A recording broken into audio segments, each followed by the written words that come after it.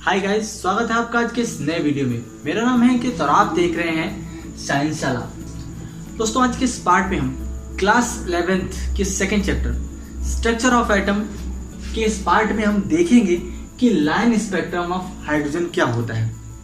आज के इस वीडियो में हम इसी पूरे टॉपिक को कवर करने वाले हैं। आपने अपनी एनसीईआरटी की बुक्स में और क्लासेस में देखा होगा कि हमारे सामने लाइमन सीरीज, बामर, पास्टन और ब्रैकेट और फुन श्रेणी जैसी वर्ड हमारे सामने आते हैं और इस तरीके के कुछ डायग्राम या इस तरीके की सीरीज हमारे सामने बनाई जाती है जो कि हमें समझने में काफ़ी ज़्यादा कॉम्प्लिकेटेड लगती हैं और इनका बहुत ज़्यादा इंपॉर्टेंट रोल रहता है हमारी क्लास 11 की केमिस्ट्री में। और ख़ासकर हम ऐसे स्ट्रक्चर ऑफ एटम या हाइड्रोजन के स्ट्रक्चर में से बहुत बारीकी से पढ़ना चाहते हैं। तो बिना देर किए वीडियो को शुरू करते हैं। गाइस, इससे पहले स्पेक्ट्रम क्या होता है या लाइन स्पेक्ट्रम किसे कहते हैं, एब्जॉर्प्शन स्पेक्ट्रम किसे कहते हैं या एमिशन स्पेक्ट्रम किसे कहते हैं, इन सबको कवर करते हुए मैं इससे पहले वाला पार्ट बना चुका हूं। आप उस पार्ट को आई बटन पर क्लिक करके देख सकते हैं और ऐसे ही हमारी पूरी वीडियो सीरीज को देखने के लिए आप हमारे चैनल की प्लेलिस्ट में जाकर देख सकते हैं। तो मैं रेगुलर इसकी ऐसे कंटेंट बनाता रहता हूँ, वीडियोज डालता रहता हूँ। तो बिना देर के अपने टॉपिक पे चलते हैं। देखिए, सबसे पहले क्या बात आती है स्पेक्ट्रम की। ठीक है, आप सभी को पता है कि जो सूरज से आने वाली जो रेडिएशन होती है, ठीक है, वो इलेक्ट्रोमैग्नेटिक रेडिएशन होती है और वो स्पेक्ट्रम क्या बोला जाता है जिसमें वो सारी फ्रीक्वेंसी एक जगह रहती है। वो उस स्पेक्ट्रम को हम क्या बोलते हैं, इलेक्ट्रोमैग्नेटिक स्पेक्ट्रम। क्या बोलते हैं, इलेक्ट्रोमैग्नेटिक स्पेक्ट्रम। अब आप देख सकते हैं कि जो लाइट रेडिएशन हमारे सामने आती है सूरज से, उस इलेक्ट्रोमैग्नेटिक स्पेक्ट्रम में सारी अलग अलग फ्रीक्वेंसी की जो रेडिएशन होती है वो इसमें सेव रहती है। इसी में इसकी के को कंपोनेंट होती है। ठीक है, देखिए, तो उसमें हम देख रहे हैं कॉस्मिक रेज है, गामा रेज है, एक्स रेज है, यूवी है, विजिबल, आईआर और इधर की तरफ हम जाते हैं तो वो रेडियो वेव्स होती हैं। तो हम क्या देख रहे हैं, सारी रेडिएशन, हर एक फ्रीक्वेंसी की इसमें चीज कंपोनेंट जो है वो प्रेजेंट है। इसको हम क्या बोल रहे हैं कि एक स्पेक्ट्रम बोल रहे हैं। ठीक है, अलग अलग फ्रीक्वेंसी की चीजें इसमें प्रेजेंट है।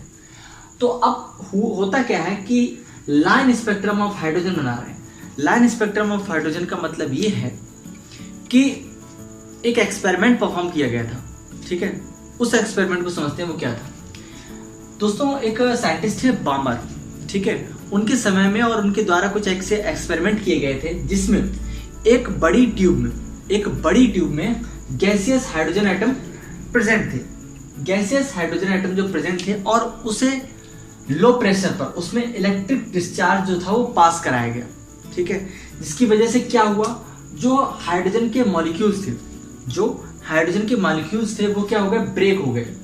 ठीक है, ये अपनी एटॉमिक फॉर्म में आ गए। ठीक है, ब्रेक होने के बाद ये क्या हो गए, एक्साइटेड हो गए। क्या हो गए दोस्तों, एक्साइटेड हो गए। अब मैंने आपको कल जस्ट पार्ट में बताया था, यहाँ पे थोड़ा सा आपको समझा दे रहा हूँ कि कोई भी एक्साइटेड पार्टिकल होता है, कोई भी पार्टिकल या एटम जो है वो अगर एक्साइटेड हो जा रहा है तो वो कैसा हो जाएगा, अनस्टेबल हो जाएगा। और वो अनस्टेबल एटम स्टेबल होने के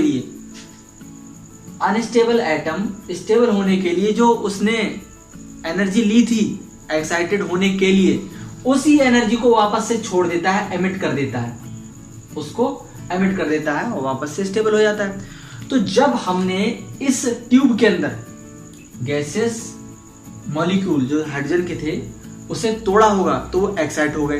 एक्साइट होने के बाद वो क्या करेंगे, रेडिएशन को एमिट करेंगे। तो यही जो रेडिएशन इसने एमिट की थी, इनके एटम्स ने टूटकर एक्साइट होने के बाद जो रेडिएशन एमिट की थी, उसी रेडिएशन को हमने डिटेक्टर पर डिटेक्ट किया और हमारे लिए एक प्रॉपर स्पेक्ट्रम बना, जिसे हम लाइन स्पेक्ट्रम ऑफ हाइड्रोजन कह रहे हैं। क्या कह रहे हैं, लाइन स्पेक्ट्रम ऑफ हाइड्रोजन। अब इस लाइन स्पेक्ट्रम ऑफ हाइड्रोजन में हमें क्या क्या देखने को मिला, हमें देखने को मिला कि जो हमारे सामने स्पेक्ट्रम बन के आया उसमें जो स्पेक्ट्रल लाइंस हमें दिख रही हैं, वो अलग अलग रीजन से बिलोंग करती हैं। तो जैसे कि पहली स्पेक्ट्रल लाइन है जो यूवी रीजन से बिलोंग करती हैं, दूसरी स्पेक्ट्रल लाइन है वो विजुअल रीजन से करती हैं, और तीसरी ये वाली जो है तीनों ये आईआर इंफ्रारेड रीजन से बिलोंग करती हैं। तो इस तरीके से हमारे लिए एक स्पेक्ट्रम देखने को मिला पूरा। ठीक है, उसी को हम बोल रहे हैं लाइन स्पेक्ट्रम ऑफ हाइड्रोजन। ठीक है, तो ये हमने उस स्टेट को ऑब्जर्व किया जो कि किसी भी एलिमेंट के एटम की एक्साइटेड होने के बाद वाली स्टेट थी। यानी एटम को एक्साइट हमने किया, एक्साइट होने के बाद उसने रेडिएशन को एमिट किया था। ठीक है, ये मैं पिछले पार्ट में मैंने बहुत बारीकी से उसकी डिटेल बता रखी है। तो हमारे लिए क्या मिल गया, एक हाइड्रोजन का स्पेक्ट्रम मिल गया। अब हम इस डायग्राम की मदद से देखेंगे कि कब हमारे लिए लाइमन सीरीज मिलेंगी किसी भी एटम के अंदर, कब बामर सीरीज मिलेंगी, कब पासन, कब ब्रैकेट और कब फंड। ठीक है, कुछ लोग इसे पी फंड बोलते हैं और फुंड भी बोलते हैं। हिंदी में जो इसका प्रोनाउंसिएशन होता है वो फुंड होता है। ठीक है, फुंड सीरीज।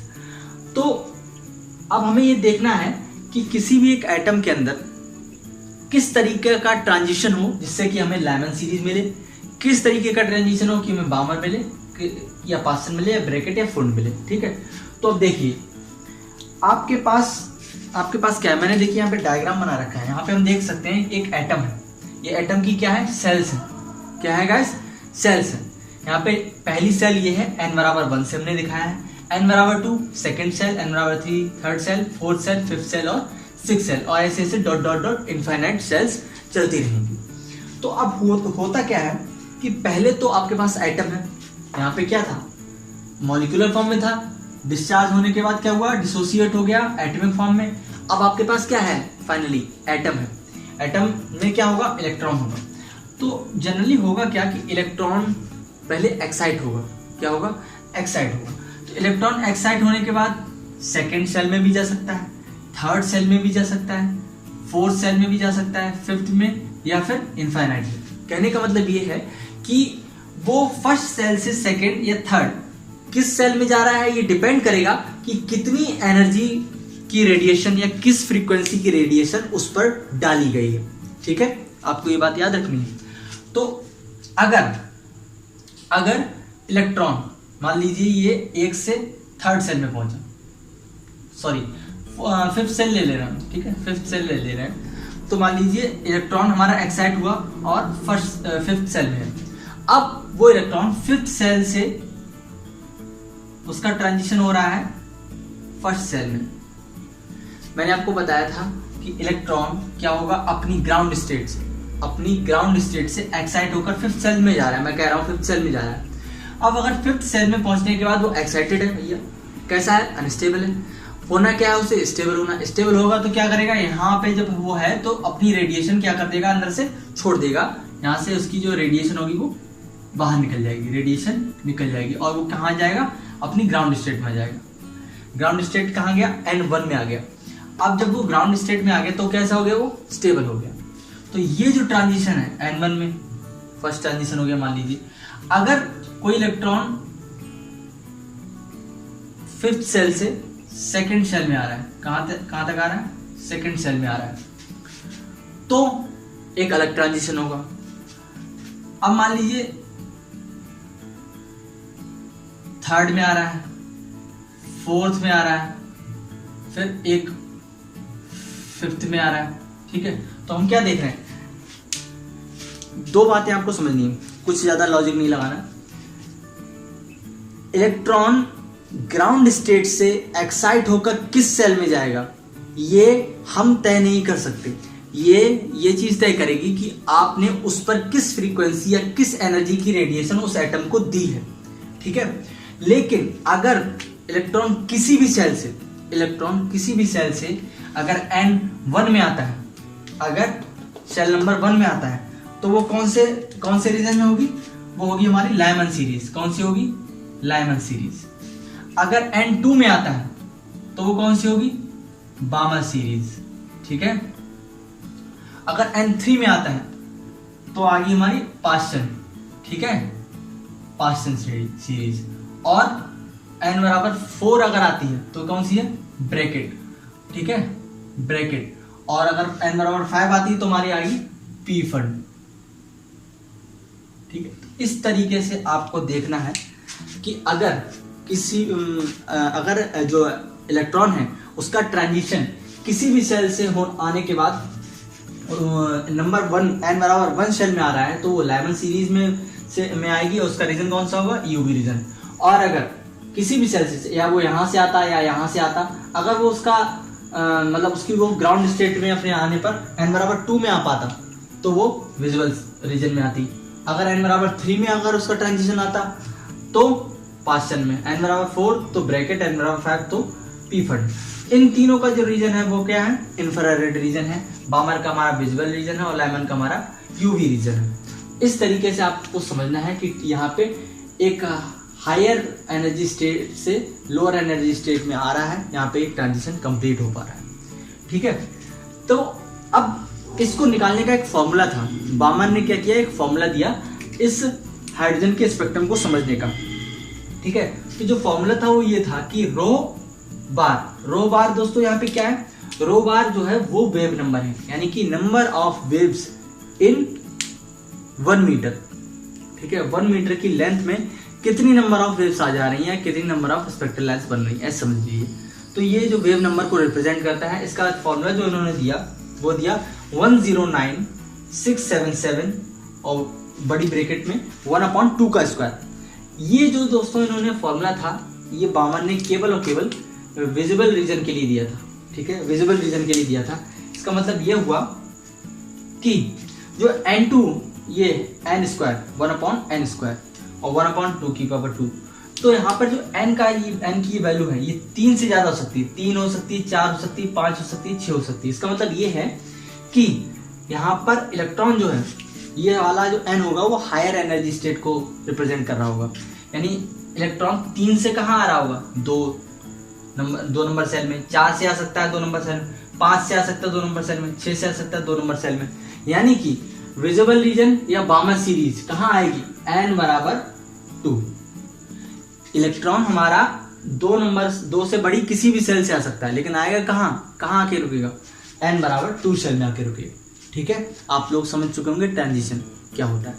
तो बामर के बाद एक साइंटिस्ट थे रेडबर्ग।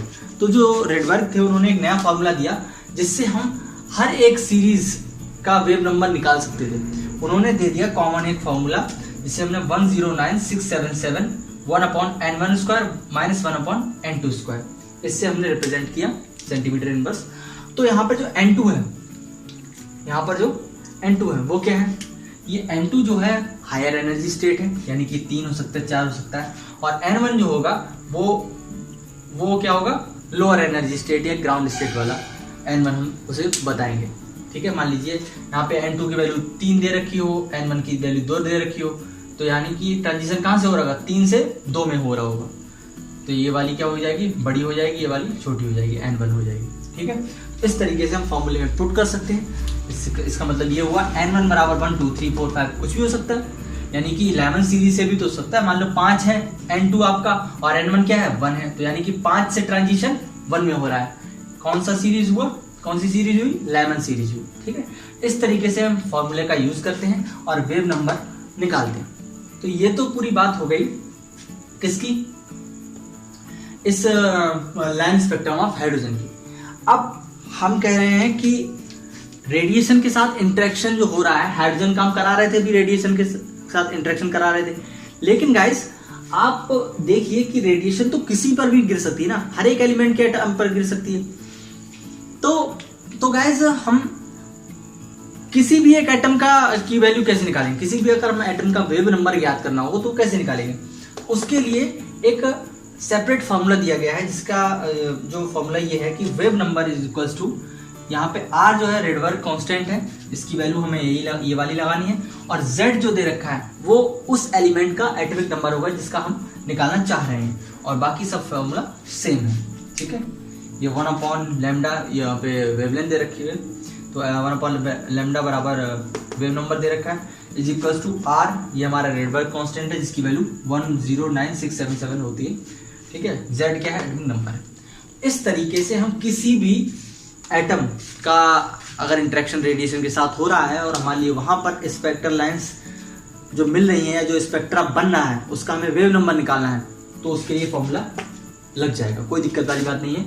आज की वीडियो में हमने यही जाना है कि लाइन स्पेक्ट्रम ऑफ हाइड्रोजन क्या होता है, और आगे की जो वीडियोस होंगी गाइस उसमें हम इसके कुछ न्यूमेरिकल्स इस पर आधारित करेंगे। कोशिश करूंगा, हो सकता है मैं कल आपके लिए कुछ एग्जाम्पल्स दे दूं वीडियो के बाद, आपको उसे करना है, सॉल्व करना है। और अगली वीडियो जो आएगी वो आएगी जो हमारा बोहर का मॉडल है ऑफ हाइड्रोजन स्पेक्ट्रम, उस पे आएगी कि उनके क्या क्या पोस्टुलेट थे। तो उसके लिए आपको चैनल को सब्सक्राइब कर लेना है, बेल आइकन को दबा लेना है। वीडियो पसंद आए तो लाइक जरूर करें, अपने जो थॉट्स हैं वो कमेंट सेक्शन में मुझे जरूर बताएं। मैं मिलूंगा हमारी अगली वीडियो में, तब तक के लिए गुड बाय।